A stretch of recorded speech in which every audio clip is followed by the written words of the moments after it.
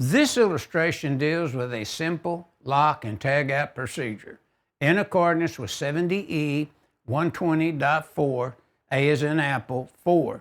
Figure 1-60 deals where it's just one circuit and valve, say, with one source of voltage and so forth. Now, notice the person, in this case, it just shows a person racking out, and notice they have a hood on, they have a uniform that would be rated for the calories per centimeter squared if electrical arc should develop, or gram fault, and so forth. And then notice at the left, you're seeing that it's one tag and one lock that's being used in this lock and tag out procedure. But notice if they rack out that CB there and move it over to the side and put a tag on it, then that is considered locked and tagged out by the 120.4A4. And then notice there's no written procedure for a simple lock and tag out procedure, which is outlined in 120.4A as in Apple 4. So we know the rules there. Now, the note says right next to the equipment there for cord and plug lock and tag out procedures, cord and plug connected, in other words. We would want to see the exception to Nfpa 70E 120.4A4, which says cord and plug is considered a lock and tag out means. You don't lock and tag out the receptacle and so forth. That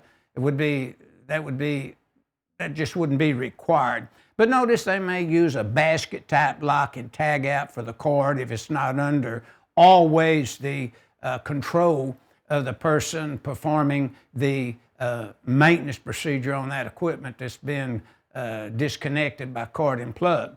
Now notice the decision-making process when applying the simple lock and tag out procedure may include the following bullets. 1, perform the job safety planning. 2, plan and identify the electrical hazards, that may be involved with your lock and tag out procedure. Assess the associated risk and task. Select the hierarchy risk control methods necessary to perform a certain job task. And then select your protective PPE equipment. Now, the thing that they're saying here, you can run a calories per centimeter squared calculation in accordance with the Annex D, as in dog, in the back of 70E, and then just let the collar calories per centimeter squared, or on your shirt here, match up or be greater than the calories per centimeter squared calculated, which we'll get into when we get into Article 130. Or you could go through the job task procedure. And you'd say, well, I'm racking out. So you would go over to table 130.5, C as in car, and see if you need equipment. So you'd say, yeah, I do. So then you'd go over and look at your table 130.7C 15A and see what category of equipment that you needed to have. Maybe 1, 2, 3, 4, whatever it may be. And after you get that category, you'd go over to your table 130.15, 130.7C 15 little c, and you'd select the equipment that's required for that selected category from the previous table.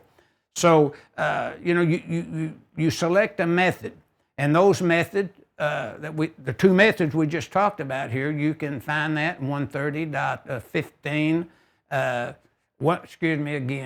130.7C 15 little a. The two methods are listed there. And it says you can actually use the job task procedure in lieu of calculating the calories per centimeter squared that are listed there. But what we've just reviewed here now is the simple lock and tag out procedure in accordance with Nfpa 70E 120.4A4.